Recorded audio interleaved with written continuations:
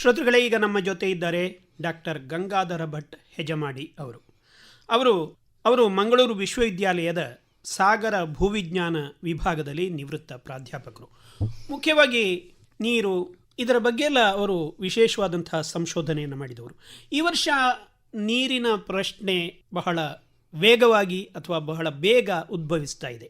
ಇಂಥ ಸಂದರ್ಭದಲ್ಲಿ ನೀರು ಹೇಗೆ, ನೀರಿನ ಬಳಕೆ ಯಾವ ರೀತಿಯಲ್ಲಿ ಮಾಡಬೇಕು, ನಾವು ನೀರಿನ ಗುಣಮಟ್ಟ ಯಾವ ಥರ ಇರಬೇಕು, ಈ ವಿಷಯಗಳನ್ನೆಲ್ಲ ಅವರಿಂದ ಕೇಳಿ ತಿಳಿಯೋಣ. ನಮಸ್ಕಾರ ಸರ್. ನಮಸ್ಕಾರ ಸರ್. ಸರ್, ಈಗ ನಮ್ಮ ಕರಾವಳಿ ಜಿಲ್ಲೆಗಳಲ್ಲಿ ಬಹುಶಃ ಘಟ್ಟಕ್ಕಿಂತ ಕೆಳಗಿನ ಹೆಚ್ಚಿನ ಕಡೆಗೆ ನೀರಿನ ತೊಂದರೆ ಅಂತ ಹೇಳಿ ಬಂದದ್ದು ಬಹಳ ಕಡಿಮೆ ಅಂತಲೇ ಹೇಳ್ಬೋದು. ನೀರು ಕಡಿಮೆ ಆಗ್ತಾ ಇರ್ತಿತ್ತು, ಆದರೆ ಬಹಳ ತೊಂದರೆಗಳು ಅಂತ ಹೇಳೋದು ಕಡಿಮೆ. ಇಂಥ ಸಂದರ್ಭದಲ್ಲಿ ಈ ವರ್ಷ ನೀರಿಗೆ ತುಂಬ ಕಷ್ಟ ಇದೆ ಅಂತ ಹೇಳಿ ನಾವು ಹಳ್ಳಿಗಳಲ್ಲೆಲ್ಲ ಕೇಳ್ತಾ ಇದ್ದೇವೆ ತುಂಬ ಕಡೆಗೆ. ಈ ನೀರಿನ ಸಮಸ್ಯೆಗೆ ಏನು ಸರ್ ಕಾರಣ ಇದು? ಸರ್, ಸುಮಾರು ಒಂದು 50 ವರ್ಷದ ಮಳೆಯ ಸ್ಟ್ಯಾಟಿಸ್ಟಿಕ್ಸನ್ನು ನಾವು ನೋಡಿದರೆ ಈ ವರ್ಷ ಅಂತೂ ಮುಂಗಾರು ತುಂಬ ಕಡಿಮೆ ಬಂದಿದೆ. ಮುಂಗಾರು ಮಳೆ ಮತ್ತು ಹಿಂಗಾರು ಮಳೆ ಸಹ ಸಾಕಷ್ಟು ಬರಲಿಲ್ಲ. ನಮಗೆ ಹಿಂಗಾರು ಮಳೆ ಚೆನ್ನಾಗಿ ಬಂದರೆ ನದಿಗಳಲ್ಲಿ ಸ್ವಲ್ಪ ನೀರಿನ ಹರಿವು ಇರ್ತದೆ. ಆದರೆ ಈ ಸರ್ತಿ ಎರಡೂ ಮಳೆಗೆ ಸಲ ಫೇಲ್ಯೂರ್ ಆದದ್ದರಿಂದ ನಮಗೆ ನೀರಿನ ಸಮಸ್ಯೆ ತಲೆದೋರಿದೆ. ಅದರಲ್ಲೂ ನಮ್ಮ ಕರಾವಳಿಯ ದಕ್ಷಿಣ ಕನ್ನಡ, ಉಡುಪಿ ಮತ್ತು ಉತ್ತರ ಕನ್ನಡ ಸೇರಿದಂತೆ ಇಲ್ಲಿ ಮಳೆ ಜಾಸ್ತಿ ಬರ್ತಾ ಇರೋದು 3,500ದಿಂದ ಸುಮಾರು 4,000 ಮಿಲಿಮೀಟ್ರ್ ಮಳೆ ಆಗ್ತದೆ. ಬಟ್ ಈ ಸರ್ತಿ ಸುಮಾರು ಒಂದು 2,000-2,500 ಮಿಲಿಮೀಟ್ರ್ಗಿಂತ ಜಾಸ್ತಿ ಮಳೆ ಆಗಲಿಲ್ಲ. ಜೊತೆಗೆ ನಮ್ಮಲ್ಲಿ ನೈಸರ್ಗಿಕ ಪ್ರಕೋಪಗಳು, ಈ ಭೂಕುಸಿತ ಅವೆಲ್ಲ ಸಂಭವಿಸಿತ್ತು ಒಂದು 4-5 ವರ್ಷದ ಹಿಂದೆ. ಅದರ ಜೊತೆಗೆ ಸಾಕಷ್ಟು ಮಾನವ ನಿರ್ಮಿತ ಚಟುವಟಿಕೆಗಳು ನಮ್ಮ ಪಶ್ಚಿಮ ಘಟ್ಟಗಳಲ್ಲಿ ನಡೀತಾ ಇವೆ. ಹಾಗಾಗಿ ನದಿಯ ಉಗಮ ಪ್ರದೇಶದಲ್ಲಿ ಸಾಕಷ್ಟು ಬದಲಾವಣೆ ಆಗಿದೆ. ವೆಜಿಟೇಷನ್ ಕವರ್ ತೀರಾ ಕಡಿಮೆ ಆಗಿದೆ. ಭೂಕುಸಿತದಿಂದಲೂ ಆಗಿದೆ ಹಾಗೂ ಮಾನವ ನಿರ್ಮಿತ ಕಾರಣಗಳಿಂದಲೂ ಆಗಿದೆ. ಹಾಗಾಗಿ ನೀರು ಹಿಡಿದಿಟ್ಟುಕೊಳ್ಳುವ ಮಣ್ಣು ಅಲ್ಲಿ ತೀರಾ ಕಡಿಮೆ ಆಗಿದೆ. ಮಳೆ ಬಿದ್ದ ನೀರು ಕಲ್ಲಿನ ಮೇಲೆ ಬಿದ್ದಾಗ ಅದು ಒಳಗೆ ಹೋಗಿ ಸೀಪೇಜ್ ಆಗಿ ಸರ್ಫೇಸಲ್ಲಿ ಅಂಡರ್ಗ್ರೌಂಡ್ ವಾಟರ್ ಆಗಬೇಕು. ಬಟ್ ಅದು ಆಗ್ತಾ ಇಲ್ಲ. ಈಗ ಕೆಲವು ಕಡೆ ಅಂತೂ ತೀರಾ ಕಡಿಮೆ ಆಗಿದೆ ನೀರು. ಹಾಗಾಗಿ ಎಲ್ಲ ಹೆಚ್ಚಿನ ನದಿಗಳು, ನಾವೀಗ ದಕ್ಷಿಣ ಕನ್ನಡ ಜಿಲ್ಲೆಯಿಂದ ಶುರು ಮಾಡಿದರೆ ನೇತ್ರಾವತಿ, ಗುರುಪುರ, ಹಾಗೆ ಮುಲ್ಕಿ, ಪಾವಂಜೆ ಮತ್ತು ಸೀತಾಸ್ವರ್ಣ, ಚಕ್ರಕೊಲ್ಲೂರು, ಹಾಲಾಡಿ ಅಂತ ಕುಂದಾಪುರದವರೆಗೆ ನಮಗೆ ಸುಮಾರು ನದಿಗಳಿವೆ. ಹಾಗೆ ಉತ್ತರ ಕನ್ನಡದಲ್ಲಿ ಸುಮಾರು ದೊಡ್ಡ ದೊಡ್ಡ ನದಿಗಳಿವೆ. ಹೊನ್ನಾವರದ ಹತ್ರ ಶರಾವತಿ ನದಿ ಇದೆ. ಹಾಗೆ ತುಂಬ ನದಿಗಳಿವೆ, ಗಂಗಾವಳಿ, ಹಾಗೆಲ್ಲ ನದಿಗಳಿದ್ದರೂ ಸಹ ಅಲ್ಲಿಗಿಂತ ನಮ್ಮಲ್ಲಿ ದಕ್ಷಿಣ ಕನ್ನಡ ಮತ್ತು ಉಡುಪಿ ಜಿಲ್ಲೆಯಲ್ಲಿ ಸೀತಾಸ್ವರ್ಣದಂಥ ದೊಡ್ಡ ನದಿಗಳಿವೆ. ಹಾಗಿದ್ದು ನಮ್ಮಲ್ಲಿ ನೀರಿಗೆ ತುಂಬ ತೊಂದರೆಯಾಗಿದೆ ಈ ಸಲ. ಈಗ ನದಿಗಳು ತುಂಬ ಕಡಿಮೆ ನೀರನ್ನು ಹರಿಸ್ತಾ ಇದ್ದಾವೆ ಅಂತ ಹೇಳಿದರೆ, ಸಾಮಾನ್ಯವಾಗಿ ನದಿಯಲ್ಲಿ ನೀರು ಹರಿವು ತುಂಬ ಇರಬೇಕು ಅಂತಾದರೆ ಏನು ಮುಖ್ಯವಾಗಿ ಬೇಕಾಗ್ತದೆ? ಸಾಧಾರಣವಾಗಿ ನದಿಯಲ್ಲಿ ಮಳೆ ಬಂದು ಮುಂಚೆ, ಬಹುಶಃ ನಿಮಗೆ ಗೊತ್ತಿರ್ಬೋದು, 30-40 ವರ್ಷಗಳ ಹಿಂದೆ ಮಳೆ ಬಂದು ಸುಮಾರು 1-2 ತಿಂಗಳು ನದಿಯಲ್ಲಿ ಸಾಕಷ್ಟು ನೀರಿನ ಹರಿವು ಇರ್ತಾ ಇತ್ತು. ಬಹುಶಃ ಈಗ ಜನಸಂಖ್ಯೆ ಬೆಳವಣಿಗೆ ಸಾಗಿದೆ, ನೀರಿನ ಉಪಯೋಗ ಜಾಸ್ತಿ ಆಗಿದೆ. ಹಾಗಾಗಿ ಇವತ್ತು ನದಿಗಳಲ್ಲಿ ನೀರು ತೀರಾ ಕಡಿಮೆ. ಅದರ ಜೊತೆಗೆ ನಾನು ಆಗಲೇ ಹೇಳಿದೆ, ನೈಸರ್ಗಿಕ ಪ್ರಕೋಪಗಳಿಂದಾಗಿ ಪಶ್ಚಿಮ ಘಟ್ಟಗಳಲ್ಲಿ ಹೆಚ್ಚಿನ ಕಡೆಯಲ್ಲಿ ಸಾಕಷ್ಟು ಅನಾಹುತ ಸಂಭವಿಸಿದೆ. ಮಣ್ಣಿನ ಮೇಲಿನ ಲೇಯರ್ ಎಲ್ಲ ಕೆಳಗೆ ಬಿದ್ದು ಹೋಗಿದೆ ಭೂಕುಸಿತದಿಂದಾಗಿ, ಹಾಗೆ ಮಾನವ ನಿರ್ಮಿತ ಚಟುವಟಿಕೆಗಳಿಂದಾಗಿ. ಹಾಗೆ ನೀರು ಇಂಗಿಸಿಕೊಳ್ಳುವ ಸಾಮರ್ಥ್ಯ ಇವತ್ತು ಪಶ್ಚಿಮ ಘಟ್ಟಗಳ ಕಾಡುಗಳಲ್ಲಿ ಕಡಿಮೆ ಆಗಿದೆ.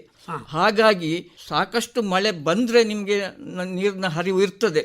ಬಟ್ ಈಗ ಏನಾಗಿದೆ ಅಂತ ಹೇಳಿದರೆ, ಮಳೆ ಬಂದು 1 ತಿಂಗಳಲ್ಲೇ ನೀರು ತೀರಾ ಕಡಿಮೆ ಹರಿವು ಉಂಟಾಗ್ತದೆ ಮಳೆ ಇಲ್ಲದಿದ್ದಾಗ. ಸೊ ಹಾಗೆ ನೀವು ಹೊಸರು ಅಂತ ಹೇಳ್ತೇವೆ ನಾವಲ್ಲಿ ಪಶ್ಚಿಮ ಘಟ್ಟಗಳಲ್ಲೆಲ್ಲ, ಅಲ್ಲಿ ಇದಾಗಬೇಕು, ಅದು ಸ್ಪ್ರಿಂಗ್ ಎಲ್ಲ ಎಮರ್ಜ್ ಆಗಬೇಕು. ಬಟ್ ಅದಕ್ಕೆ ಈಗ ಅವಕಾಶನೇ ಇಲ್ಲ. ಈ ಎಲ್ಲ ಕಾರಣಗಳಿಂದಾಗಿ ನದಿಗಳಲ್ಲಿ ನೀರಿನ ಹರಿವು ತೀರಾ ಕಡಿಮೆ ಆಗ್ತಾ ಇದೆ. ಹಾಗಾಗಿ ನಾವು ನದಿಗಳಲ್ಲಿ ನೀರನ್ನು ಶೇಖರಿಸುವ ಒಂದು ಪ್ರಯತ್ನ ಮಾಡಬೇಕು ಅಂತ ಹೇಳಿದರೆ, ಸಾಕಷ್ಟು ಅಲ್ಲಲ್ಲಿ ಒಂದೊಂದು ಚೆಕ್ ಡ್ಯಾಮ್ ಥರ ಏನಾದ್ರು ಕಟ್ಟಿ ನದಿಯಲ್ಲಿ ಜೋರಾಗಿ ಹರಿಯುವ ನೀರನ್ನು ಸ್ವಲ್ಪ ನಿಧಾನವಾಗಿ ಹರಿಯುವಂತೆ ಮಾಡಿ ಅಲ್ಲಲ್ಲಿ ಅದನ್ನು ಶೇಖರಿಸಿಟ್ಟು, ಅದು ಅಲ್ಲಿ ಶೇಖರಿಸಿದ ನೀರು ಕೆಳಗಿನ ಜಾಗಕ್ಕೆ ಸ್ಪ್ರಿಂಗ್ ಆಗಿ ಎಮರ್ಜ್ ಆಗ್ತದೆ. ಹಾಗೆ ಮುಂದೆ ಹರಿವು ನಿಧಾನವಾದಾಗ ಅಂತರ್ಜಲ ಆಗುವ ಸಂಭವ ಜಾಸ್ತಿ ಇರ್ತದೆ. ಹಾಗಾಗಿ ನಾವು ಇದರ ಬಗ್ಗೆ ಸಾಕಷ್ಟು ಮುತುವರ್ಜಿ ವಹಿಸಬೇಕು. ಬೇಸಿಗೆಯಲ್ಲಿ ಯಾವಾಗ ನೀರಿಗೆ ಶಾರ್ಟೇಜ್ ಆಯಿತೋ ಆವಾಗ ನಾವು ಎಚ್ಚೆತ್ತುಕೊಳ್ತೇವೆ. ಅದರ ಮುಂಚೆ ನಾವು ಇದರ ಬಗ್ಗೆ ಜಾಸ್ತಿ ಏನು ಮಾತಾಡೋದಿಲ್ಲ ಅಥವಾ ಏನೂ ಒಂದು ವ್ಯವಸ್ಥೆ ಮಾಡಿಕೊಳ್ಳೋದಿಲ್ಲ. ಈಗ ನೀವು ಹೇಳಿದರೆ ಅಂತರ್ಜಲ ಅಂತ. ಈ ಅಂತರ್ಜಲ ಅಂತ ಹೇಳುವಂಥದ್ದು ನಮ್ಮ ಭೂಮಿಯ ಅಡಿದು ಎಷ್ಟು ಆಳದವರೆಗೆ ಇರ್ತದೆ, ಮತ್ತು ಆ ಅಂತರ್ಜಲದ ಒಂದು ಕ್ವಾಲಿಟಿ ಅಥವಾ ಅಂತರ್ಜಲ ಯಾವ ನೀರು ಕುಡಿಯುವಂಥದ್ದು, ಎಂಥ ನೀರದು? ಅಂತರ್ಜಲ ಈಗ ಮಳೆ ಬಂದಾಗ ಭೂಮಿ ಮೇಲೆ ಬಿದ್ದ ನೀರು ಭೂಮಿಯ ಮಣ್ಣಿನಲ್ಲಿ ಮತ್ತು ಕಲ್ಲಿನ ಪದರಗಳಲ್ಲಿ ಸೀಪೇಜ್ ಆಗಿ ಅದು ಪರ್ಮಿಯಬಲ್ ಲೇಯರ್ಸ್ ಇರ್ತವೆ. ಕೆಲವು ಕಡೆ ತುಂಬ ಹಾರ್ಡ್ ರಾಕ್ ಇರೋಲ್ಲಿ ಅದು ಜಾಸ್ತಿ ಒಳಗೆ ಇನ್ಫಿಲ್ಟ್ರೇಷನ್ ಅಂತ ಹೇಳ್ತೇವೆ. ಭೂಮಿಯ ಒಳಗೆ ಇದ್ದ ನೀರನ್ನು ನಾವು ಅಂತರ್ಜಲ ಅಂತ ಹೇಳ್ತೇವೆ. ಭೂಮಿಯ ಹೊರಗೆ ಅದು ಸರ್ಫೇಸ್ ವಾಟರ್. ಬಟ್ ಹೆಚ್ಚಿನ ಕಡೆಯಲ್ಲಿ ಭೂಮಿಯ ಒಳಗೆ ಹೋಗಲಿಕ್ಕೆ ಸಾಧಾರಣ ಮಣ್ಣಿನ ಪದರ ಇರ್ತದೆ, ಕಲ್ಲಿನ ಪದರ, ಅದರ ಮುಖಾಂತರ ನೀರು ಒಳಗೆ ಹೋಗಿ ಇಂಗಿ ಅಂತರ್ಜಲ ಆಗ್ತದೆ. ಅಂತರ್ಜಲ ಹೆಚ್ಚಿನ ಪ್ರದೇಶದಲ್ಲಿ ನಾವೀಗ ಬಾವಿ ಅಥವಾ ಬೋರ್ವೆಲ್ಲಿಂದ ತೆಗೆಯುವ ನೀರೆಲ್ಲ ಅಂತರ್ಜಲ. ಸೊ ಅಂತರ್ಜಲ ಕೆಲವು ಪ್ರದೇಶದಲ್ಲಿ ತುಂಬ ಚೆನ್ನಾಗಿರ್ತದೆ, ಎಲ್ಲ ಪ್ರದೇಶದಲ್ಲಿ ಹಾಗೆ ಆಗಿರೋದಿಲ್ಲ. ಅದಕ್ಕೆ ಅಲ್ಲಿಯ ಕಲ್ಲಿನ ಮತ್ತು ಮಣ್ಣಿನ ವಿನ್ಯಾಸ ಅದರ ಮೇಲೆಲ್ಲ ಹೋಗ್ತದೆ. ಕೆಲವು ಕಡೆ ಮಣ್ಣು ತುಂಬ ಸಡಿಲವಾಗಿದ್ದರೆ ಅದರ ಮುಖಾಂತರ ನೀರು ಜಾಸ್ತಿ ಇನ್ಫಿಲ್ಟ್ರೇಷನ್ ಆಗ್ತದೆ. ಬಟ್ ಒಳಗೆ ಹೋದ ನೀರು ಸಹ ಕೆಲವು ಕಡೆ ಸಬ್ಸರ್ಫೇಸ್ ಮುಖಾಂತರ ಸಮುದ್ರಕ್ಕೆ ಸೇರುವ ಅವಕಾಶಗಳು ಜಾಸ್ತಿ ಇವೆ. ನಮ್ಮ ಲ್ಯಾಟ್ರೈಟ್ ಅಂತ ಹೇಳ್ತೇವೆ, ದಕ್ಷಿಣ ಕನ್ನಡ ಉಡುಪಿ ಜಿಲ್ಲೆಯಲ್ಲೆಲ್ಲ ಮುರಕಲ್ಲು ಅಂತ ಹೇಳ್ತೇವೆ, ಮುರ ಮಣ್ಣು ಅಂತ ಹೇಳ್ತೇವೆ. ಅಲ್ಲಿ ನೀರು ಇಂಗಿದ ನೀರು ಸಹ ಸಬ್ಸರ್ಫೇಸಿಂದ ಸಮುದ್ರದ ಕಡೆಗೆ ಹೋಗ್ತವೆ. ಬಟ್ ಅಂತರ್ಜಲ ಸುಮಾರು ಈಗ ನೀವು ಬೋರ್ವೆಲ್ಲಲ್ಲೆಲ್ಲ 1,000 ಅಡಿ 2,000 ಅಡಿವರೆಗೆಲ್ಲ ಬೋರ್ವೆಲ್ ತೆಗೆದಿದ್ದಾರೆ. ಕೆಲವು ಕಡೆ 1,000-1,500 ಅಡಿ ಅಂತೂ ಕಾಮನ್. ಈಗ ನಮ್ಮ ಜಿಲ್ಲೆಯಲ್ಲಿ ಸಹ ಹಾಗೆ ಆಗಿದೆ, 2 ಜಿಲ್ಲೆಗಳಲ್ಲಿ ಸಹ. ಅದು ಮುಂಚೆ ಬಯಲು ಸೀಮೆಯಲ್ಲೆಲ್ಲ 1,500 ಅಡಿ ಎಲ್ಲ ತೆಗೆಯುವ ಇದು ಇತ್ತು. ಕೋಲಾರದಲ್ಲಿ, ಬೆಂಗಳೂರು ಗ್ರಾಮಾಂತರ, ತುಮಕೂರಿನಲ್ಲೆಲ್ಲ ಸುಮಾರು 1,500 ಅಡಿ ತೆಗಿತಾ ಇದ್ರು. ಬಟ್ ಇವತ್ತು ನಮ್ಮ ಜಿಲ್ಲೆಯಲ್ಲೂ ಸಾಧಾರಣ 1,000 ಅಡಿ ತೆಗೆದ್ರು ಅಂತರ್ಜಲ ಸಿಗ್ತಾ ಇಲ್ಲ. ಅಂತ ಹೇಳಿದ್ರೆ ಅಂತರ್ಜಲ ಸಾಧಾರಣ ಕೆಲವು ಕಡೆ 1 ಕಿಲೋಮೀಟರ್ವರೆಗೆ ಹೋಗುವ ಚಾನ್ಸಸ್ ಇರ್ತದೆ. ಎಲ್ಲಿ ಮಣ್ಣಿನ ಪದರ ಜಾಸ್ತಿ ಇದೆಯೋ ಅಥವಾ ಕಲ್ಲಿನ ಮುಖಾಂತರ ನೀರು ಹೋಗಿ ಅದೊಂದು ಲಿಮಿಟ್ ಇದೆ, ಅದಕ್ಕಿಂತ ಜಾಸ್ತಿ ಕೆಳಗಡೆ ಹೋಗೋದಿಲ್ಲ. ಬಟ್ ಸುಮಾರು ಆಳದವರೆಗೆ ಹೋಗ್ತದೆ. ಅದರಿಂದಾಗಿ ನಮಗೆ ಇವತ್ತು ಬೋರ್ವೆಲ್ಗಳಲ್ಲಿ ಸಹ ನಾವು ನೀರನ್ನು ತೆಗಿಲಿಕ್ಕೆ ಆಗ್ತದೆ ಉಪಯೋಗಕ್ಕಾಗಿ. ಈಗ ಈ ಬೋರ್ವೆಲ್ಲಲ್ಲಿ ಸಿಗುವ ಜಲ ಅಂತರ್ಜಲವು ನಮ್ಮ ಬಾವಿಯಲ್ಲಿ ಸಿಗುವ ಅಂತರ್ಜಲವು ಅದರ ಒಂದು ಕ್ವಾಲಿಟಿಯ ಬಗ್ಗೆ ಹೇಳಿದರೆ ಅದೆರಡು ಒಂದೇ ಥರದ್ದ ಹೇಗೆ? ಇಲ್ಲ, ಬೋರ್ವೆಲ್ಲಲ್ಲಿ ಸ್ವಲ್ಪ ವೇರಿಯೇಷನ್ಸ್ ಬರ್ಬೋದು. ಅದು ಆಳದಿಂದ ಬರುವ ನೀರಾದದ್ದರಿಂದ ಅದರಲ್ಲಿ ಸ್ವಲ್ಪ ಮಿನರಲ್ ಕಂಟೆಂಟ್ ಅದು ಇದೆಲ್ಲ ಲವಣಾಂಶ ಎಲ್ಲ ಜಾಸ್ತಿ ಇರಬಹುದು, ಬೇರೆ ಕೆಲವು ಮಿನರಲ್ಸ್ ಜಾಸ್ತಿ ಇರಬಹುದು. ಬಟ್ ಬಾವಿಯಲ್ಲಿ ತೆಗೆದ ನೀರಲ್ಲಿ ಸಹ ಅದು ಸಹ ಕೆಲವು ಸರ್ತಿ ಅಶುದ್ಧ ಆಗ್ತದೆ. ಎಲ್ಲೆಂದಲೂ ಬೇರೆ ಕಡೆ ಪಕ್ಕದಲ್ಲಿ ಎಲ್ಲಾದರೂ ಡ್ರೈನೇಜ್ ಸೀವೇಜ್ ವಾಟರ್ ಹೋಗ್ತಾ ಇದ್ರೆ ಅದು ಬಾವಿಗೆ ಬಂದು ಅದು ಪೊಲ್ಯೂಟ್ ಆಗುವ ಚಾನ್ಸಸ್ ಇರ್ತದೆ. ಬಟ್ ಬೋರ್ವೆಲ್ನಲ್ಲಿ ಕೆಲವು ಸರ್ತಿ ಏನಾಗ್ತದೆ ಅಂತ ಹೇಳಿದ್ರೆ ಫ್ಲೋರೈಡ್ ಕಂಟೆಂಟ್ ತುಂಬ ಆಳದಿಂದ ತೆಗೆದರೆ ಕಲ್ಲಿನ ಖನಿಜಗಳು ಲವಣಗಳು ಅದರೊಟ್ಟಿಗೆ ನೀರಿನಲ್ಲಿ ಕರಗಿ ಅದು ಬರ್ತವೆ. ಅದರಿಂದ ಹೆಚ್ಚಿನ ಬೋರ್ವೆಲ್ಗಳ ನೀರು ಕುಡಿಲಿಕ್ಕೆ ಯೋಗ್ಯವಾಗಿ ಇರ್ತವೆ. ಬಟ್ ಎಲ್ಲೋ ಒಂದು ಕೆಲವು ಕಡೆ ತುಂಬ ಆಳದಿಂದ ತೆಗೆದ ಬೋರ್ವೆಲ್ನ ನೀರು ಕುಡಿಲಿಕ್ಕೆ ಯೋಗ್ಯವಾಗಿ ಇರೋದಿಲ್ಲ. ಹಾಗಾಗಿ ಈಗ 1,000-1,500 ಅಡಿ ಹೋದರೆ ಖಂಡಿತವಾಗಿಯೂ ನಮಗೆ ಕುಡಿಯಲು ಯೋಗ್ಯವಾದ ನೀರು ಸಿಗೋದಿಲ್ಲ. ಹಾಗಾಗಿ ಕುಡಿಯಲು ಯೋಗ್ಯವಾದ ನೀರನ್ನು ನಾವು ಬೇರೆ ರೀತಿಯಿಂದ ಪಡೆದುಕೊಳ್ಬೇಕು. ಈಗ ಬಾವಿಯಲ್ಲಿ ನೀರು ಸಾಧಾರಣ ಇರ್ತದೆ, ಬೋರ್ವೆಲ್ನಲ್ಲೂ ಒಂದು ಅಪ್ ಟು ಸರ್ಟೇನ್ ಡೆಪ್ತ್ ವರೆಗೆ ಒಳ್ಳೆ ನೀರು ಸಿಗ್ತದೆ. ಈಗ ದಿನವೂ ಕೂಡ ನಾವು ನೀರಿಗಾಗಿ ಹೊಸ ಬೋರ್ವೆಲ್ಗಳನ್ನೆಲ್ಲ ತೆಗಿತಾ ಇದ್ದೇವೆ. ಇದರಿಂದಾಗಿ ಅಂತರ್ಜಲದಲ್ಲಿ ಏನಾದರೂ ಕೂಡ ಸಂಗ್ರಹಣೆಯಲ್ಲಿ ಹೆಚ್ಚು ಕಮ್ಮಿ ಆಗ್ತದಾ? ಖಂಡಿತವಾಗಿ ಸರ್. ಈಗ ಮುಂಚೆ ಬಹುಶಃ ಒಂದು 50-60 ವರ್ಷದಿಂದ ಬೋರ್ವೆಲ್ನ ಕಾನ್ಸೆಪ್ಟೇ ಇರಲಿಲ್ಲ. ನಾವೀಗ ಕೊಳಕೆ ಗದ್ದೆಯಲ್ಲಿ ಅಥವಾ ಕೆಳಗಿನ ಒಂದು ಬಯಲು ಗದ್ದೆಯಲ್ಲಿ ಸಣ್ಣ ಹೊಂಡ ಮಾಡಿ ಅಥವಾ ನದಿಯ ಪಾತ್ರದಲ್ಲಿ ಅಲ್ಲಿ ಒಂದು ಹೊಂಡ ಮಾಡಿ ಎಲ್ಲ ನೀರು ತರ್ತಾ ಇದ್ರು ಬೇಸಿಗೆಯಲ್ಲಿ. ಏಪ್ರಿಲ್-ಮೇ ತಿಂಗಳಲ್ಲೂ ಅಲ್ಲಿ ಒಂದು 10 ಅಡಿ ಆಳ ಮಾಡಿದರೆ ಬಯಲುಗದ್ದೆಗಳಲ್ಲಿ ನೀರು ಸಿಗ್ತಾ ಇತ್ತು. ಬಹುಶಃ ಈ ಬೋರ್ವೆಲ್ನ ಟ್ರೆಂಡ್ ಬಂದ ಮೇಲೆ ಬಹುಶಃ ಮುಂಚೆ 100 ಅಡಿ 200 ಅಡಿಯಲ್ಲಿ ಬೋರ್ವೆಲ್ ಕೊರಿತಾ ಇದ್ರು, ನೀರು ಸಿಗ್ತಾ ಇತ್ತು. ಬಹುಶಃ ಈಗ ಜನಸಂಖ್ಯೆ ಜಾಸ್ತಿ ಆದ ಹಾಗೆ ನೀರಿನ ಉಪಯೋಗ ಕೈಗಾರಿಕೀಕರಣ ಆಯಿತು, ನಗರಗಳ ಬೆಳವಣಿಗೆ ಆಯಿತು, ಜನಸಂಖ್ಯೆ ಸಹ ಜಾಸ್ತಿ ಆಯಿತು. ಹಾಗಾಗಿ ನೀರಿನ ಉಪಯೋಗ ಜಾಸ್ತಿ ಆದ ಹಾಗೆ ಭೂಮಿಯ ಮೇಲಿರುವ ನೀರು ನಮ್ಮ ಉಪಯೋಗಕ್ಕೆ ಸಾಕಾಗ್ತಾ ಇಲ್ಲ. ಹಾಗಾಗಿ ಬಾವಿ ತೆಗೆದಾಗ ಸಹ ಬಾವಿಯ ತುಂಬ ಆಳ ತೆಗೆದಾಗ ಕೆಲವು ಕಡೆಯಲ್ಲಿ ಅಂತೂ ನೀರು ಸಿಗೋ ಚಾನ್ಸಸ್ಸೇ ಇರೋದಿಲ್ಲ. ಅಂಥ ಸಂದರ್ಭದಲ್ಲಿ ಬೋರ್ವೆಲ್ಗಳನ್ನು ತೆಗಿತಾ ಹೋದ ಹಾಗೆ ಒಂದು ಎಕರೆ ಜಾಗದಲ್ಲಿ ಮುಂಚೆ ಒಂದು ಬೋರ್ವೆಲ್ ಇದ್ದರೆ ಇವತ್ತು ಅದೇ ಜಾಗ 4-5 ಜನ ಡಿವೈಡ್ ಆಗಿರ್ತದೆ. ಒಬ್ಬ ತಂದೆಗೆ 4 ಜನ ಮಕ್ಕಳಿದ್ರೆ ಅವರು 4 ಜನ ಸಹ ಬೋರ್ವೆಲ್ ತೆಗಿಲಿಕ್ಕೆ ಹೋಗ್ತಾರೆ. ಹಾಗಾಗಿ ಬೋರ್ವೆಲ್ಗಳ ಸಂಖ್ಯೆ ಜಾಸ್ತಿ ಆಗಿದೆ. ಬೋರ್ವೆಲ್ಗಳ ಸಂಖ್ಯೆ ಜಾಸ್ತಿ ಆದಾಗೆ ಅಂತರ್ಜಲ ಮಟ್ಟ ಸಹ ಕುಸಿತಾ ಹೋಗ್ತದೆ. ಒಂದು ಲಿಮಿಟ್ ಇದೆ. ನಾವು ನೀರನ್ನು ಜಾಸ್ತಿ ಭೂಮಿಯಿಂದ ತೆಗೆದ ಹಾಗೆ ಭೂಮಿಯ ಒಳಗಿನ ನೀರಿನ ಇದು ಅಂಶ ಕಡಿಮೆ ಆಗ್ತಾ ಹೋಗ್ತದೆ. ಹಾಗಾಗಿ ಬೋರ್ವೆಲ್ಗಳನ್ನು ಸಿಕ್ಕಾಪಟ್ಟೆ ತೆಗಿಬಾರ್ದು. ಅದಕ್ಕೆ ಗೌರ್ಮೆಂಟ್ ಒಂದು ರೂಲ್ಸ್ ಮಾಡಿದರೆ ಇಷ್ಟು ಡಿಸ್ಟೆನ್ಸ್ ಇರಬೇಕು ಒಂದು ಬೋರ್ವೆಲ್ಲಿಂದ ಇನ್ನೊಂದು ಬೋರ್ವೆಲ್ಗೆ ಅಂತೇಳಿ. ಬಹುಶಃ ಅದನ್ನೆಲ್ಲ ನಾವು ಇವತ್ತು ವಯಲೇಟ್ ಮಾಡಿ ತುಂಬ ಬೋರ್ವೆಲ್ಗಳನ್ನು ಆಳಕ್ಕೆ ತೆಗಿತಾ ಇದ್ದೇವೆ. ಆಳಕ್ಕೆ ತೆಗೆದ ಹಾಗೆ ಅಂತರ್ಜಲದ ಮಟ್ಟ ಕುಸಿತಾ ಹೋಗ್ತದೆ. ನಾವು ಭೂಮಿಯ ಒಳಗೆ ನೀರು ಕಳಿಸುವ ಬಗ್ಗೆ, ರೀಚಾರ್ಜ್ ಮಾಡುವ ಬಗ್ಗೆ ಜಾಸ್ತಿ ಗಮನ ಕೊಡ್ತಾ ಇಲ್ಲ, ಡಿಸ್ಚಾರ್ಜೇ ಮಾಡ್ತಾ ಇದ್ದೇವೆ. ಇದು ತಪ್ಪಬೇಕು.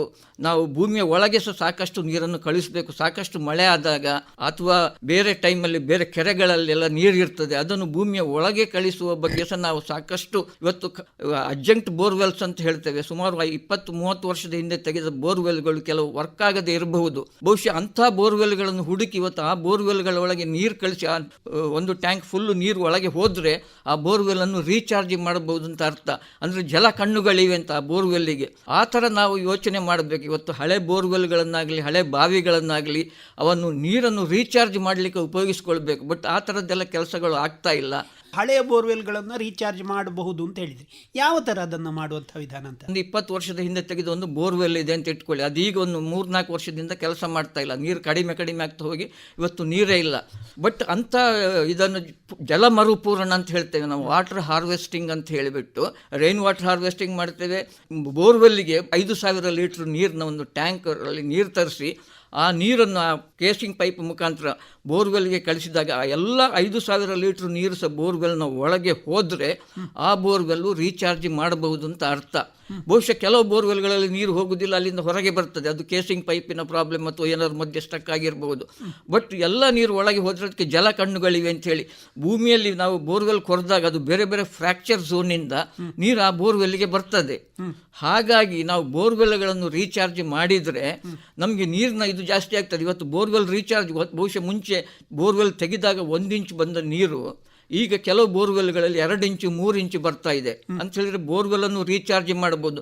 ಒಂದು ಇಂಗು ಗುಂಡಿ ಮಾಡಿ ಭೂಮಿಯ ಮೇಲ್ಮೈ ಮೇಲೆ ಬಿದ್ದ ನೀರನ್ನು ಸಂಗ್ರಹಿಸಿ ಅದನ್ನು ಇಂಗು ಗುಂಡಿಗಳ ಮುಖಾಂತರ ಫಿಲ್ಟರ್ ಮಾಡಿ ಆಮೇಲೆ ಬೋರ್ವೆಲ್ನ ಕೇಸಿಂಗ್ ಪೈಪಲ್ಲಿ ಸಣ್ಣ ಸಣ್ಣ ಹೋಲ್ಸ್ ಮಾಡಿ ಅದಕ್ಕೆ ನೆಟ್ಲಾನ್ ಮೆಶ್ ಎಲ್ಲ ಟೈಟಾಗಿ ಕಟ್ಟಿ ಅದಕ್ಕೆ ಬೇರೆ ಬೇರೆ ವಿಧಗಳಿವೆ.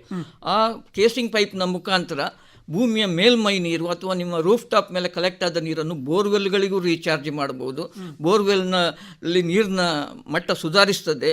ಖಂಡಿತವಾಗಿಯೂ ಹೀಗೆ ಸುಮಾರು ಜನ ರೈತರು ಮತ್ತು ನಮ್ಮಲ್ಲಿ ಕೆರೆಗಳನ್ನೆಲ್ಲ ದೊಡ್ಡ ದೊಡ್ಡ ಕೆರೆಗಳನ್ನು ಅಭಿವೃದ್ಧಿ ಪಡಿಸಿದ್ದಾರೆ, ಕೃಷಿ ಹೊಂಡಗಳನ್ನೆಲ್ಲ ಮಾಡಿದ್ದಾರೆ. ನೀವು ಎಲ್ಲೋ ರಸ್ತೆ ಬದಿಯಲ್ಲಿ ಅಥವಾ ಅಲ್ಲಿ ಬಿದ್ದ ಮಳೆ ನೀರನ್ನು ಸಂಗ್ರಹಿಸಿ ನಿಮ್ಮ ತೋಟಕ್ಕೆ ಅಥವಾ ಇದಕ್ಕೆ ಡೈವರ್ಟ್ ಮಾಡಬಹುದು. ಡೈವರ್ಟ್ ಮಾಡಿ ಆ ಬಿದ್ದ ನೀರನ್ನು ಇಂಗು ಗುಂಡಿಗಳ ಮುಖಾಂತರ ಸಂಗ್ರಹಿಸಿ ಇಂಗು ಗುಂಡಿಗಳ ಮುಖಾಂತರ ಫಿಲ್ಟರ್ ಆದ ನೀರನ್ನು ಶುದ್ಧ ನೀರಾಗ್ತದೆ. ಅದಕ್ಕೆ ಬೇರೆ ಬೇರೆ ಇದಿದೆ, ಪೆಬಲ್ಸ್, ಬೋಲ್ಡರ್ಸ್, ಅದೆಲ್ಲ ಸೈಜ್ ಕಲ್ಲುಗಳನ್ನೆಲ್ಲ ಹಾಕಿ ಸ್ಯಾಂಡ್ ಮತ್ತು ಚಾರ್ಕೋಲ್ ಎಲ್ಲ ಹಾಕಿ ಫಿಲ್ಟರ್ ಮಾಡಿದ ನೀರನ್ನು ನೀವು ಬೋರ್ವೆಲ್ಗೆ ಅಥವಾ ಭೂಮಿಯ ಒಳಗೆ ಇಂಗಿಸಿದರೆ ಬಾವಿಯಲ್ಲೂ ನೀರಿನ ಮಟ್ಟ ಜಾಸ್ತಿ ಆಗ್ತದೆ. ಹಾಗೆ ಅದಕ್ಕೆ ಟ್ರೆಂಚಸ್ ಮಾಡೋದು, ಪಿಟ್ಸ್ ಮಾಡೋದು ನಿಮ್ಮ ತೋಟದಲ್ಲೆಲ್ಲ.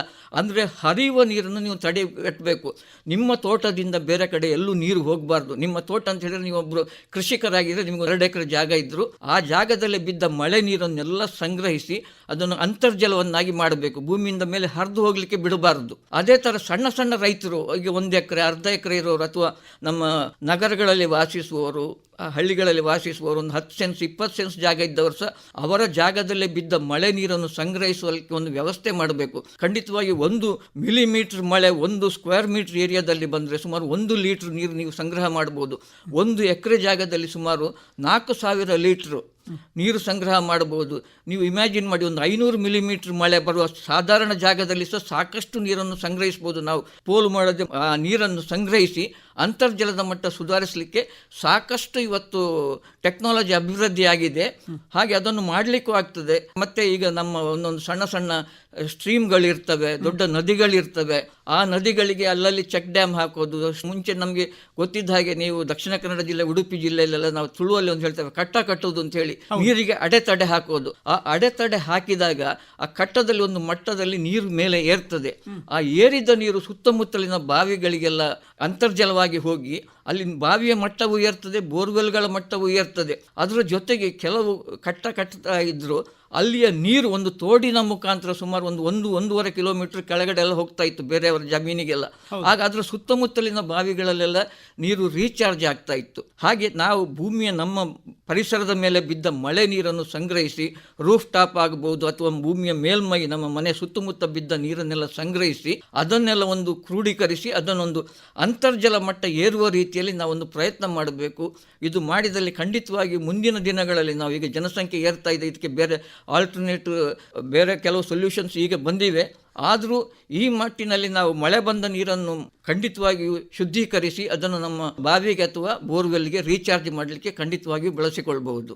ಈಗ ನೀರು ಅಂತ ಹೇಳಿದ ಕೂಡಲೇ ನಮಗೆ ಸಿಹಿ ನೀರು ಅಂತ ಹೇಳಿ, ಕರಾವಳಿಯ ಜಿಲ್ಲೆಗಳಲ್ಲಂತೂ ಈ ಸಿಹಿ ನೀರಿಗೆ ದೊಡ್ಡ ಕೊರತೆ ಅಂತ ಹೇಳಿಲ್ಲ. ನೀರಿನ ಒಂದು ಗುಣಮಟ್ಟದಲ್ಲಿ ಏನೆಲ್ಲ ವ್ಯತ್ಯಾಸಗಳಿರ್ತವೆ ಸರ್ ಸಾಮಾನ್ಯವಾಗಿ? ಇಲ್ಲ, ನೀರಿನಲ್ಲಿ ಅದೇ ಲವಣಾಂಶ ಖನಿಜಾಂಶ ಅಂತ ನಾವೇನು ಹೇಳ್ತೇವೋ, ಈಗ ಸಮುದ್ರದ ನೀರು ಉಪಯೋಗಕ್ಕೆ ಅಷ್ಟು ಒಳ್ಳೆಯದಲ್ಲ, ಅದರಲ್ಲಿ ಖನಿಜಾಂಶ ಲವಣಾಂಶ ಜಾಸ್ತಿ ಇರ್ತದೆ. ಹಾಗೆ ಸಮುದ್ರದ ತೀರದಲ್ಲಿರೋ ಪ್ರದೇಶಗಳಲ್ಲೂ ಆ ಸಲೈನ್ ವಾಟರ್ ಇಂಟ್ರೂಷನ್ ಇರ್ತದೆ, ಅಲ್ಲಿ ಸ್ವಲ್ಪ ಖನಿಜ ಲವಣ ಜಾಸ್ತಿ ಇರ್ತದೆ, ಉಪ್ಪಿನಂಶ ಜಾಸ್ತಿ ಇರ್ತದೆ. ಹಾಗೆ ಬೇರೆ ಬೇರೆ ಪ್ರದೇಶದ ಅಲ್ಲಿಯ ಜಿಯಾಲಜಿಕಲ್ ಸ್ಟ್ರಕ್ಚರ್ಸ್ ಮತ್ತು ಜಿಯಾಲಜಿಕಲ್ ಫಾರ್ಮೇಷನ್ಸ್ ಹೇಗಿದೆ ಅಂತ ಹೇಳಿಬಿಟ್ಟು ನಾವು ಅದರ ಬೇಸಿಸ್ ಮೇಲೆ ಯಾವ ಕಲ್ಲಿದೆ, ಯಾವ ಮಣ್ಣಿದೆ, ಕೆಲವು ಕಲ್ಲು ಮಣ್ಣುಗಳಲ್ಲಿ ಲವಣಾಂಶ ಖನಿಜಾಂಶ ಜಾಸ್ತಿ ಇರಬಹುದು, ಅಲ್ಲಿ ಇಂಗಿದ ನೀರು ನಲ್ಲಿ ಸ್ವಲ್ಪ ಬೇರೆ ಬೇರೆ ಮಟ್ಟದಲ್ಲಿ ಇರಬಹುದು. ಸಾಧಾರಣ ಒಂದು ತಗೊಂಡ್ರೆ ಈಗ ದಕ್ಷಿಣ ಕನ್ನಡ, ಉಡುಪಿ, ಉತ್ತರ ಕನ್ನಡ ಎಲ್ಲ ಇಲ್ಲಿ ಮೇಲ್ಮೈಯಲ್ಲೆಲ್ಲ ಲ್ಯಾಟ್ರೈಟ್ ಇದೆ. ಹಾಗಾಗಿ ಇಲ್ಲಿ ಅಷ್ಟೊಂದು ವೇರಿಯೇಷನ್ಸ್ ಬರುವುದಿಲ್ಲ. ಕೆಲವು ಕಡೆ ಫ್ಲೋರೈಡ್ ಕಂಟೆಂಟ್ ಎಲ್ಲ ಜಾಸ್ತಿ ಬರ್ಬೋದು, ನೀರು ಕುಡಿಲಿಕ್ಕೆ ಯೋಗ್ಯವಲ್ಲದೇ ಇರ್ಬೋದು. ಹಾಗೆ ಈಗ ಕೆಲವು ಬಾವಿಗಳಲ್ಲಿ ಸಹ ನೀವು ಹೇಳಿದ್ರಿ, ದಕ್ಷಿಣ ಕನ್ನಡ ಜಿಲ್ಲೆಯಲ್ಲಿ ಸಹ ಒಂಥರ ಈ ಐರನ್ ಕಂಟೆಂಟ್ ಅಂತ ಹೇಳ್ತೇವೆ ನಾವು, ಲ್ಯಾಟ್ರೈಟಲ್ಲೆಲ್ಲ ಸ್ವಲ್ಪ ಕಬ್ಬಿಣದ ಅಂಶ ಇರ್ತದೆ, ಇದು ಲೀಚ್ ಆಗಿ ಬಾವಿಯ ಮೇಲೆ ಒಂಥರ ಲೇಯರ್ ಥರ ಬರ್ತದೆ. ಹಾಗೆ ಅದು ಕೆಲವು ಪ್ರದೇಶದಲ್ಲಿ ಕೆಲವು ಕಡೆ ನೀರು ಕುಡಿಲಿಕ್ಕೆ ಯೋಗ್ಯ ಅಲ್ಲದೇ ಇರ್ತದೆ. ಹಾಗಾಗಿ ನಾವು ವಾಟರ್ ಕ್ವಾಲಿಟಿ ಟೆಸ್ಟ್ ಅಂತ ಮಾಡ್ತೇವೆ. ಕೆಲವು ಕಡೆ ತುಂಬ ಸ್ಮೆಲ್ ಬಂದರೆ ಬ್ರಾಕಿಶ್ ವಾಟರ್, ಈಗ ಟೈಡಲ್ ಫ್ಲಾಟ್ಸ್ ಸಮುದ್ರದ ತೀರದಲ್ಲೆಲ್ಲ ಕೆಲವು ಕಡೆ ಬಾವಿ ತೆಗೆದಲ್ಲೆಲ್ಲ ನೀರು ಕುಡಿಲಿಕ್ಕೆ ಯೋಗ್ಯವೇ ಆಗಿರೋದಿಲ್ಲ. ಅಂತ ಇದರಲ್ಲಿ ಪೈಪ್ಲೈನ್ನಲ್ಲೇ ಅವರು ಜಾಸ್ತಿ ನೀರು ಪಡ್ಕೊಳ್ತಾರೆ. ಬಟ್ ಆದರೂ ಬಾವಿಗಳಲ್ಲಿ ಮತ್ತು ಬೋರ್ವೆಲ್ಗಳಲ್ಲಿ ಈ ಥರ ಏನಾದರೂ ಒಂದು ಮಿನರಲ್ ಕಂಟೆಂಟ್ ಅಥವಾ ಒಂದು ಲವಣಾಂಶ ಜಾಸ್ತಿ ಆದಾಗ ಆ ಬಾವಿಯ ನೀರನ್ನು ಟೆಸ್ಟ್ ಮಾಡಿಸಿ ಆಮೇಲೆ ಕುಡಿಲಿಕ್ಕೆ ಉಪಯೋಗಿಸಬೇಕು. ಖಂಡಿತ ಅದು ಬೇರೆ ಬೇರೆ ಇದರಲ್ಲಿ ಬೇರೆ ಬೇರೆ ಸ್ವಲ್ಪ ವೇರಿಯೇಷನ್ಸ್ ಇರ್ತದೆ, ಜಿಯಾಲಜಿಕಲ್ ಫಾರ್ಮೇಷನ್ಸ್ ಮೇಲೆ ಹೋಗ್ತದೆ, ಯಾವ ಕಲ್ಲು ಯಾವ ಮಣ್ಣಿದೆ ಅದರ ಬೇಸಿಸ್ ಮೇಲೆ ಸ್ವಲ್ಪ ವೇರಿಯೇಷನ್ಸ್ ಇರ್ತದೆ ಖಂಡಿತವಾಗಿಯೂ. ಈ ರೀತಿಯ ನೀರು ನಾವು ಕೃಷಿಗೆ ಎಲ್ಲ ನೀರನ್ನು ಬಳಸಬಹುದಾ ಹೇಗೆ ಅಂತ ಹೇಳಿದ್ರೆ, ಫ್ಲೋರೈಡ್ ಜಾಸ್ತಿ ಇದ್ರೆ ಅಥವಾ ಇಂಥ? ಇಲ್ಲ, ಅದು ಸ್ವಲ್ಪ ಇಫೆಕ್ಟ್ ಆಗ್ತದೆ ಸರ್. ಆದರೂ ಸಾಧಾರಣ ಕುಡಿಯುವುದು ಅಂತ ಹೇಳಿದ್ರೆ ನಾವು ನಮ್ಮ ಮಾನವನ ಆರೋಗ್ಯದ ಮೇಲೆ ಡೈರೆಕ್ಟ್ ಪ್ರಭಾವ ಬೀರೋದ್ರಿಂದ, ಬಟ್ ಕೃಷಿಗೆ ಬಳಸುವ ನೀರು ಸಹ ಸ್ವಲ್ಪ ಚೆನ್ನಾಗಿರಬೇಕು. ಅದು ಪೂರ್ತಿ ಹಾಗೆ ಫ್ಲೋರೈಡ್ ಕಂಟೆಂಟ್ ತುಂಬ ಜಾಸ್ತಿ ಇದ್ದರೆ ಅದು ನಮ್ಮ ಸಸ್ಯಗಳ ಮೇಲೆ ಸಹ ಪ್ರಭಾವ ಬೀರ್ತದೆ. ಸಸ್ಯಗಳ ಬೆಳವಣಿಗೆ ಕುಂಠಿತ ಆಗ್ಬೋದು ಅಥವಾ ನಮ್ಮ ಫಸಲು ಕಡಿಮೆ ಆಗಬಹುದು, ಈ ರೀತಿಯೆಲ್ಲ ಇರ್ತದೆ. ಅದರ ಜೊತೆಗೆ ಕೆಲವು ಸಲ ಬೇರೆ ಬೇರೆ ಕಾರ್ಖಾನೆಗಳದ್ದು ಅಥವಾ ಮಾಲಿನ್ಯಕಾರಕ ವಸ್ತುಗಳು ಕೂಡ ಸೇರಿದ್ರೆ ಅದನ್ನು ಕೃಷಿಗೆ ಬಳಸಿದ್ರು ಕೂಡ ತೊಂದರೆ ಇರಬಹುದಾ ಹೇಗೆ? ಖಂಡಿತವಾಗಿ ತೊಂದರೆ ಇದೆ ಸರ್. ಯಾಕಂದ್ರೆ ಅದರಲ್ಲೆಲ್ಲ ಹಾನಿಕಾರಕ ಅಂಶಗಳಿರ್ತವೆ. ಇಂಡಸ್ಟ್ರಿಯಿಂದ ಏನು ಬರ್ತದೆ ಪೊಲ್ಯೂಟೆಂಟ್ಸ್ ತುಂಬ ಇರ್ತದೆ, ಅದು ಕೃಷಿಗೆ ಅಯೋಗ್ಯ ಆ ನೀರನ್ನು. ಬಟ್ ಅದನ್ನು ಹೇಗೆ ಇದು ಮಾಡ್ಬೋದು ಅಂತ ಹೇಳಿದ್ರೆ ಟ್ರೀಟ್ಮೆಂಟ್ ಮಾಡಿ, ಖಂಡಿತವಾಗಿಯೂ ಅದಕ್ಕೆ ಪ್ರಾಪರ್ ಟ್ರೀಟ್ಮೆಂಟ್ ಪ್ಲಾನ್ಗಳೆಲ್ಲ ಇವೆ. ಅದನ್ನು ಸದುಪಯೋಗ ಪಡಿಸ್ಕೊಂಡು ಯಾವ ಥರ ಟ್ರೀಟ್ಮೆಂಟ್ ಮಾಡಬೇಕು, ಎಷ್ಟು ಅದರಲ್ಲಿ ಇಷ್ಟು ಪಾರ್ಟ್ಸ್ ಪರ್ ಮಿಲಿಯನ್, ಅದು ಒಂದು ಪರ್ಟಿಕ್ಯುಲರ್ ಇದಿರ್ತದೆ ರೇಂಜ್, ಆ ಇದಕ್ಕೆ ತಗೊಂಡು ಬಂದು ಖಂಡಿತವಾಗಿ ಅದನ್ನು ಕೃಷಿಗೆ ಉಪಯೋಗಿಸ್ಕೊಳ್ಬೋದು. ಬಟ್ ಅದನ್ನು ಸಾಕಷ್ಟು ಟ್ರೀಟ್ಮೆಂಟ್ ಪ್ಲಾಂಟ್ಗಳು ಇವತ್ತು ಸಾಕಷ್ಟು ನಗರಗಳಲ್ಲಿ ಇದೆ.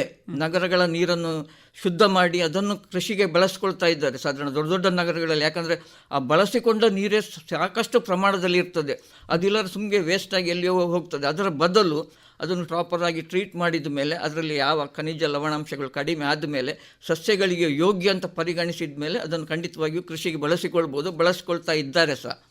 ನಾವು ವೇಸ್ಟ್ ವಾಟರ್ ಟ್ರೀಟ್ಮೆಂಟ್ ಅಂತ ಹೇಳ್ತೇವೆ, ಖಂಡಿತವಾಗಿ ಅದನ್ನು ಬಳಸಿಕೊಳ್ಬಹುದು. ಈಗ ಮತ್ತೆ ನಾವು ಈಗಿನ ನೀರಿನ ವಿಷಯಕ್ಕೆ ಬಂದರೆ, ಇತ್ತೀಚಿನ ದಿನಗಳಲ್ಲಿ ಪ್ರತಿ ವರ್ಷವೂ ಕೂಡ ಮಳೆ ಬರುವಂತಹ ಒಂದು ವಿಧಾನ ಹೆಚ್ಚು ಕಮ್ಮಿ ಉಂಟು. ಮೊದಲೆಲ್ಲ ನಮಗೆ ಒಂದು ಮಳೆಗಾಲ ಅಂತ ಹೇಳುವುದಕ್ಕೆ ಒಂದು ಕರೆಕ್ಟ್ ಆದಂಥ ಒಂದು ಯೋಚನೆ, ಮಳೆಗಾಲ ಈ ಟೈಮಿಂದ ಈ ಟೈಮಿಗೆ ಬರ್ತದೆ, ಜೂನ್ನಿಂದ ನಂತರ ಸೆಪ್ಟೆಂಬರ್ವರೆಗೆ ಬರ್ತದೆ ಅನ್ನುವಂಥದ್ದು. ಈಗ ಹಾಗೆ ಬರ್ತಾ ಇಲ್ಲ, ಬೇರೆ ಬೇರೆ ಥರ ಬರ್ತದೆ, ಬೇರೆ ಬೇರೆ ಟೈಮಲ್ಲಿ ಬರ್ತದೆ, ಮೊದಲಿನಷ್ಟು ರಭಸವಾಗಿ ಬರ್ತಾ ಇಲ್ಲ. ಇದರಿಂದೆಲ್ಲ ನಮ್ಮ ಜನಜೀವನದ ಮೇಲೆ ಏನು ಪರಿಣಾಮಗಳು, ಇದಕ್ಕೆ ನಾವು ಹೊಂದಿಕೊಂಡು ಹೋಗಬೇಕೋ ಹೇಗೆ ಅಂತ? ಖಂಡಿತವಾಗಿ ನಾವು ಇದಕ್ಕೆ ಹೊಂದಿಕೊಂಡು ಹೋಗಲೇಬೇಕು. ಹವಾಮಾನ ವೈಪರೀತ್ಯದಿಂದಾಗಿ ನೀವು ಹೇಳಿದ ಹಾಗೆ ಮುಂಚೆ ಬೇಸಿಗೆ ಏಪ್ರಿಲ್ ಮೇ ಮುಗಿದ ತಕ್ಷಣ ಒಂದು ಜೂನ್ ಫಸ್ಟ್ ವೀಕಲ್ಲಿ ಅಥವಾ ಮೇ ಲಾಸ್ಟ್ ವೀಕಲ್ಲಿ ಮಳೆಗಾಲ ಅಂತ ಒಂದು ಶುರುವಾಗ್ತಾ ಇತ್ತು. ಹೌದು. ಬಟ್ ಈಗ ಹಾಗೆ ಆಗೋದಿಲ್ಲ. ಕೆಲವು ಸರ್ತಿ ಜೂನ್ 15 ಹೋಗ್ಬೋದು, ಜೂನ್ ಎಂಡ್ ಆಗ್ಬೋದು ಮಳೆಗಾಲ ಶುರುವಾಗುವಾಗ. ಹಾಗಾಗಿ ಮಳೆಗಾಲದಲ್ಲಿ ಕಾಲಗಳ ಇದರಲ್ಲೆಲ್ಲ ವೈಪರೀತ್ಯ ಉಂಟಾಗಿದೆ. ಜೊತೆಗೆ ಇದ್ದಕ್ಕಿದ್ದ ಹಾಗೆ ಯಾವಾಗಲೂ ಒಂದು ಮಳೆ ಬರದ ಸಮಯದಲ್ಲಿ ಮಳೆ ಬರೋದು. ಬಹುಶಃ ನಿಮಗೆ ಗೊತ್ತಿರಬೇಕು, 2 ತಿಂಗಳ ಹಿಂದೆ ನಮ್ಮಲ್ಲಿ ಒಳ್ಳೆ ಮಳೆ ಆಯಿತು, ಒಂದು 2-3 ದಿವಸ. ಬಹುಶಃ ಅದರಿಂದ ಅಂತರ್ಜಲದ ಮಟ್ಟ ಸುಧಾರಿಸಿತ್ತು, ಅದು ತುಂಬ ಹೆಲ್ಪ್ ಸಹ ಆಯಿತು ಅದರಿಂದಾಗಿ. ಹಾಗೆ ನಮ್ಮಲ್ಲಿ ಹವಾಮಾನ ವೈಪರೀತ್ಯದಿಂದಾಗಿ ಈಗ ಈ ವರ್ಷ ಎಲ್ ನಿನೋ ಇಫೆಕ್ಟ್ ಅಂತ ಇತ್ತು, ಅದರಿಂದಾಗಿ ಮಳೆಗಾಲದಲ್ಲಿ ತೀರಾ ಮಳೆ ಕಡಿಮೆ ಆಯಿತು. ಸಾಮಾನ್ಯವಾಗಿ ಬರುವ ಮಳೆಯ 60% ಮಳೆ ಸಹ ಬರಲಿಲ್ಲ ನಮ್ಮ ಕೋಸ್ಟಲ್ ಕರ್ನಾಟಕ, ಹಾಗೆ ಇಡೀ ಕರ್ನಾಟಕ ತಗೊಂಡ್ರು ತುಂಬ ತೀರಾ ಕಡಿಮೆ ಆಗಿದೆ ಮಳೆ. ಅದೇ ಥರ ಹಿಂಗಾರು ಮಳೆ ಸಹ ತೀರಾ ಕಡಿಮೆ ಆಗಿದ್ದರಿಂದ ಈ ವರ್ಷ ನಮಗೆ ಮಳೆಗಾಲದ ಅಂತ ಅನ್ನಿಸ್ಲೇ ಇಲ್ಲ. ಖಂಡಿತವಾಗಿ ಅಂಥ ದೊಡ್ಡ ಮಳೆ ಬರಲೂ ಇಲ್ಲ. ಹಾಗಾಗಿ ಮಳೆಗಾಲ ಮತ್ತು ಹಿಂಗಾರು ಮಳೆ ಸಹ ತೀರಾ ಕಡಿಮೆ ಆಗಿದೆ. ಅದು ಸರಿ. ಇದನ್ನು ನಾವು ನಮ್ಮ ಜೀವನ ಜೊತೆ ಹೇಗೆ ಅಡ್ಜಸ್ಟ್ ಮಾಡಿಕೊಂಡು ಹೋಗಬೇಕಾದ ಅಗತ್ಯ, ಹೇಗೆ ಇದನ್ನು ಮಾಡ್ಕೊಂಡು ಹೋಗ್ಬೋದು ಅನ್ನುವಂಥದ್ದು? ಅಂದರೆ ನಾವು ಕಾಲಕ್ಕೆ ತಕ್ಕ ಹಾಗೆ ಅದಕ್ಕೆ ಹೊಂದಿಕೊಂಡು ಹೋಗಬೇಕು ಸರ್, ಮಳೆ ಬಂದ ಹಾಗೆ. ಯಾಕಂತ ಹೇಳಿದ್ರೆ ಈಗ ನಮ್ಮ ಜಿಲ್ಲೆಯಲ್ಲಿ ಕೋಸ್ಟಲ್ ಕರ್ನಾಟಕ ತಗೊಂಡ್ರೆ ಕೃಷಿ ಮಾಡುವವರು ತುಂಬ ಕಡಿಮೆ ಆಗಿದ್ದಾರೆ. ಅಲ್ಲೂ ಭತ್ತದ ಕೃಷಿ ಮಾಡೋದು ಬಹುಶಃ ನಮ್ಮ ಉಡುಪಿ ಕುಂದಾಪುರ ಕಡೆಯಲ್ಲಿ ಸ್ವಲ್ಪ ಕಾರ್ಕಳ ಕಡೆಯೆಲ್ಲ ಭತ್ತದ ಕೃಷಿ ಇದೆ. ಬಟ್ ಇಲ್ಲದಿದ್ರೆ ಈ ಕಡೆ ಎಲ್ಲ ನಮ್ಮ ದಕ್ಷಿಣ ಕನ್ನಡ ಜಿಲ್ಲೆಯಲ್ಲ ಹೆಚ್ಚಿನ ಕಡೆ ಅಡಿಕೆ ತೋಟ ಇದೆಲ್ಲ ಆಗಿದೆ. ಭತ್ತದ ಗದ್ದೆ ಇದ್ದದ್ದೆಲ್ಲ ಕನ್ವರ್ಟ್ ಆಗಿದೆ. ಬಹುಶಃ 40-50 ವರ್ಷದ ಹಿಂದೆ ಬದಲಾವಣೆ ಆಗಿದೆ.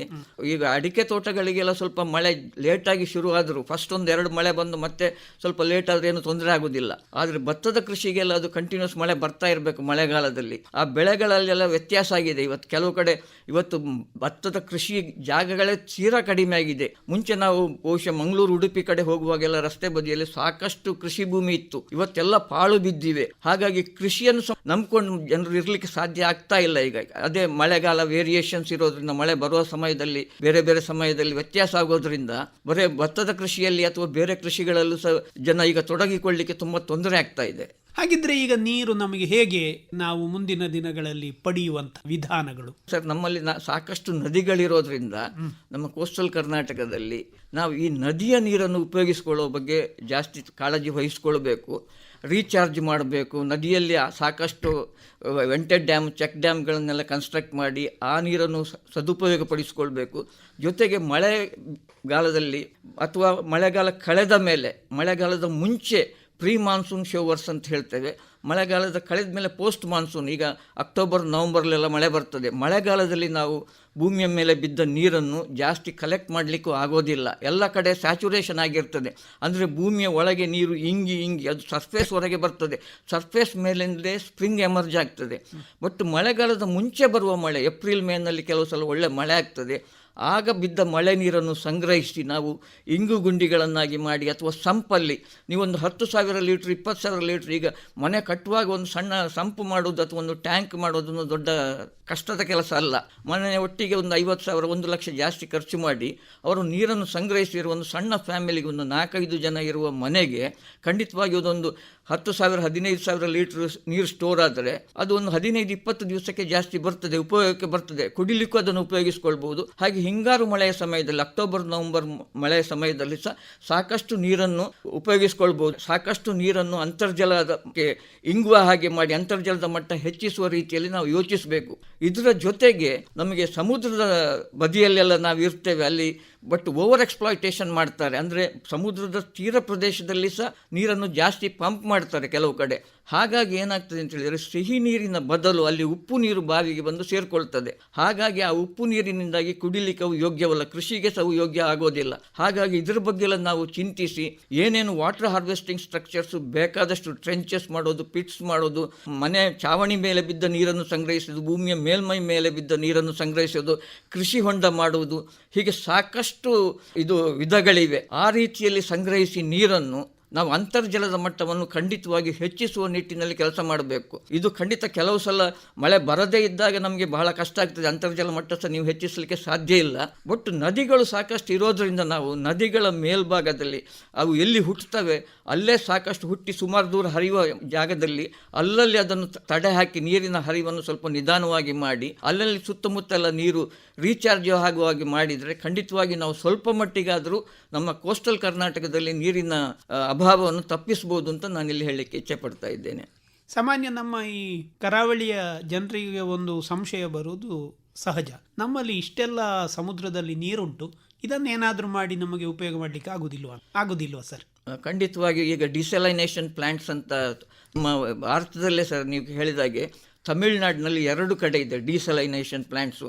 ಅದು ಒಂದು ಕಡೆ ಸುಮಾರು ಒಂದು 36.3 ಮಿಲಿಯನ್ ಕ್ಯೂಬಿಕ್ ಲೀಟರ್ಸ್ನಷ್ಟು ನೀರು ಅದರಿಂದ ಉಪ್ಪು ನೀರಿನಿಂದ ಸಿಹಿ ನೀರು ಮಾಡ್ತಾರೆ.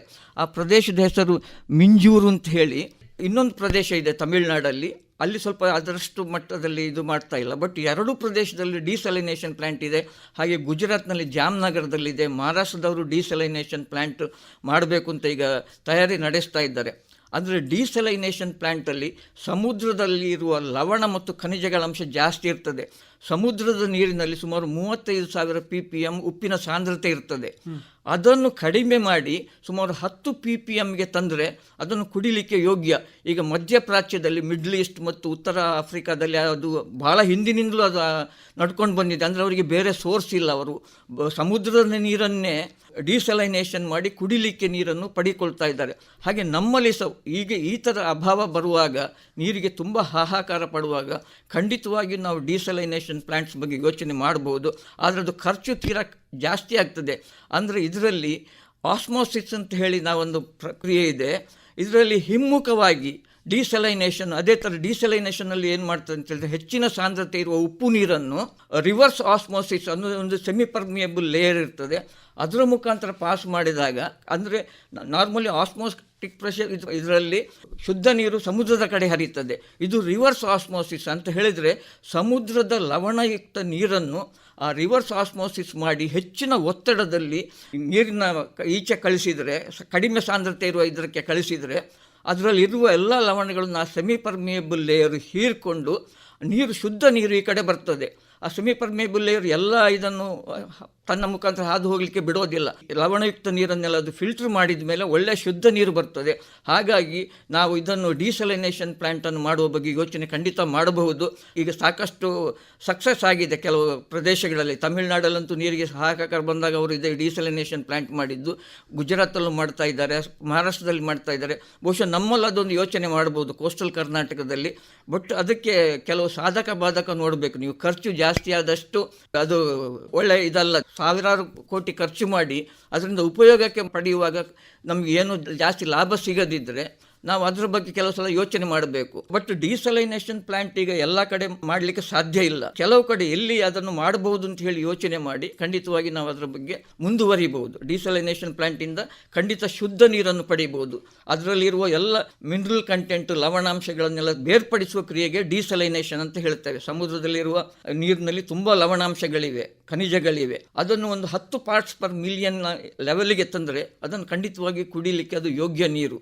ಸೊ ಈ ನಿಟ್ಟಿನಲ್ಲಿ ನಾವು ಖಂಡಿತವಾಗಿ ಯೋಚನೆ ಮಾಡಬಹುದು. ಅಂದರೆ ಅದು ಸ್ವಲ್ಪ ಕಾಸ್ಟ್ಲಿ, ಅದು ಕಾಸ್ಟ್ಲಿ ಆದ್ದರಿಂದ ಅದಕ್ಕೆ ಎನರ್ಜಿ ತುಂಬ ಬೇಕು ಸರ್. ಎನರ್ಜಿಗೆ ಎಲೆಕ್ಟ್ರಿಸಿಟಿ ನೀವು ತುಂಬ ಖರ್ಚು ಮಾಡಬೇಕು, ಅಥವಾ ಆಲ್ಟರ್ನೇಟಿವ್ ಕೋಲು ಅಥವಾ ಡೀಸೆಲ್, ಬಯೋಗ್ಯಾಸ್ ಎಲ್ಲ ಉಪಯೋಗಿಸ್ಕೊಳ್ಬೇಕು. ಅಂದರೆ ನೀವೊಂದು ತುಂಬ ಹೈ ಪ್ರೆಷರಲ್ಲಿ ಆ ಸಮುದ್ರದ ನೀರನ್ನು ರಿವರ್ಸ್ ಆಸ್ಮೋಸಿಸ್ ಪ್ರೊಸೆಸ್ನಲ್ಲಿ ಇದು ಮಾಡಬೇಕಾಗ್ತದೆ. ಅದಕ್ಕೆ ಎನರ್ಜಿ ಸಿಕ್ಕಾಪಟ್ಟೆ ಬೇಕಾಗಿರೋದ್ರಿಂದ ಆ ಎನರ್ಜಿ ಎಲ್ಲಿಂದ ಅಂತ ಹೇಳೋದೊಂದು ಪ್ರಶ್ನೆ ಉದ್ಭವ ಆಗ್ತದೆ.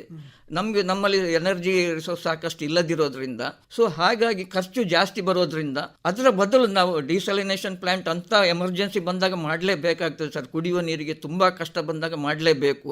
ಬಟ್ ಅದರ ಜೊತೆಗೆ ನಮ್ಮಲ್ಲಿ ಇಲ್ಲಿ ಸಾಕಷ್ಟು ಮಳೆ ಆಗೋದ್ರಿಂದ 4 ತಿಂಗಳು ಮಳೆ ಆಗ್ತದೆ. ಪ್ರೀ ಮಾನ್ಸೂನ್ ಇದೆ, ಪೋಸ್ಟ್ ಮಾನ್ಸೂನ್ ಇದೆ.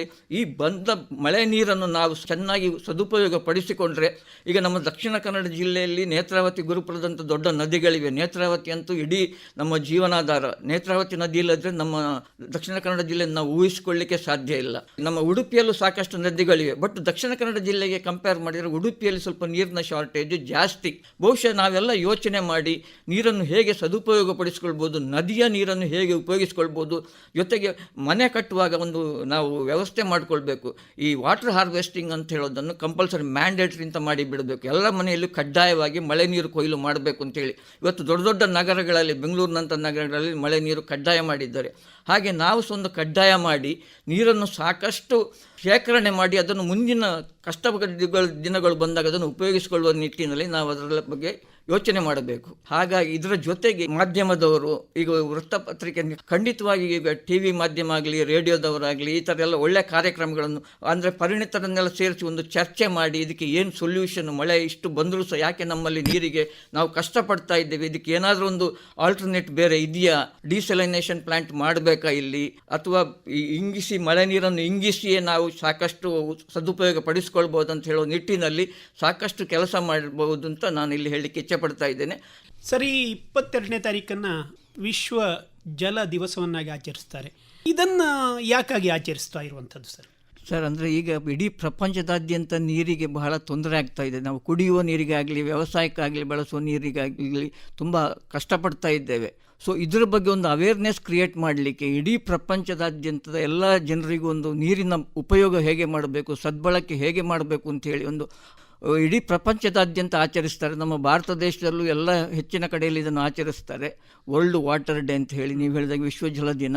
ಆ ದಿವಸ ಶಾಲೆಗಳಲ್ಲಿ, ಕಾಲೇಜುಗಳಲ್ಲಿ, ವಿದ್ಯಾಸಂಸ್ಥೆಗಳಲ್ಲಿ, ಹಾಗೆ ಆಕಾಶವಾಣಿಯಾಗಲಿ, ಟಿ ವಿ ಮಾಧ್ಯಮದವರಾಗಲಿ, ವೃತ್ತಪತ್ರಿಕೆಗಳಾಗಲಿ ಎಲ್ಲ ಕಡೆ ಸಾಕಷ್ಟು ಚರ್ಚೆಗಳನ್ನೆಲ್ಲ ಮಾಡಿ ಈ ಭೂಮಿಯ ಮೇಲೆ ಬಿದ್ದ ನೀರನ್ನು ಹೇಗೆ ಸದುಪಯೋಗ ಪಡಿಸಿಕೊಳ್ಬೇಕು, ಸದ್ಬಳಕೆ ಮಾಡಬೇಕು ಅಂತ ಹೇಳುವ ಬಗ್ಗೆ ಜನರಲ್ಲಿ ಜಾಗೃತಿ ಮೂಡಿಸಿದರೆ ಖಂಡಿತವಾಗಿಯೂ ನಾವು ನೀರಿನ ಸಮಸ್ಯೆಯನ್ನು ಬಗೆಹರಿಸಿಕೊಳ್ಳುವ ನಿಟ್ಟಿನಲ್ಲಿ ಸ್ವಲ್ಪ ಮಟ್ಟಿಗಾದರೂ ಯಶಸ್ಸು ಕಾಣ್ತೇವೆ ಅಂತ ಹೇಳಿ. ಹಾಗಾಗಿ ಇದನ್ನು ಪ್ರಪಂಚದಾದ್ಯಂತ ಹೆಚ್ಚಿನ ದೇಶಗಳು ಆಚರಣೆ ಮಾಡ್ತವೆ, ವರ್ಲ್ಡ್ ವಾಟರ್ ಡೇ ಅಂತ ಹೇಳಿ. ಖಂಡಿತವಾಗಿ ಇದರ ಬಗ್ಗೆ ನಾವು ಸಾಕಷ್ಟು ಜಾಗೃತಿ ವಹಿಸಿ ಬಹುಶಃ ಎಲ್ಲ ವಿದ್ಯಾರ್ಥಿಗಳಲ್ಲಿ ಮತ್ತು ನಮ್ಮ ಜನರಲ್ಲಿ ಒಂದು ಆ ಥರ ನೀರನ್ನು ಉಪಯೋಗಪಡಿಸಿಕೊಳ್ಳುವ ನಿಟ್ಟಿನಲ್ಲಿ, ಯಾವ ರೀತಿ ಉಪಯೋಗಪಡಿಸಿಕೊಳ್ಬೇಕು ಅಂತ ಹೇಳುವ ನಿಟ್ಟಿನಲ್ಲಿ ಒಂದು ಒಳ್ಳೆ ಕೆಲಸ ಮಾಡಬೇಕು ಅಂತ ಹೇಳಿ ನಾವು ಅವರನ್ನು ಉತ್ತೇಜಿಸಬೇಕು. ಒಳ್ಳೆಯದು ಡಾಕ್ಟರ್ ಗಂಗಾಧರ ಭಟ್ ಅವರೇ. ಮುಖ್ಯವಾಗಿ ನೀರಿನ ಸದ್ಬಳಕೆ ಮತ್ತೆ ಮುಂದಿನ ದಿನಗಳಲ್ಲಿ ನೀರಿನ ಅಭಾವವನ್ನು ಯಾವ ರೀತಿಯಲ್ಲಿ ನಾವು ತಡಿಬಹುದು ಅನ್ನೋದರ ಬಗ್ಗೆ ಮಾಹಿತಿಯನ್ನು ಕೊಟ್ಟಿದ್ದೀರಿ ಸರ್. ಕಾರ್ಯಕ್ರಮದಲ್ಲಿ ಬಂದು ಭಾಗವಹಿಸಿದ್ದಕ್ಕೆ ನಿಮಗೆ ಧನ್ಯವಾದಗಳು ಸರ್. ನಮಸ್ಕಾರ. ನಮಸ್ಕಾರ ಸರ್.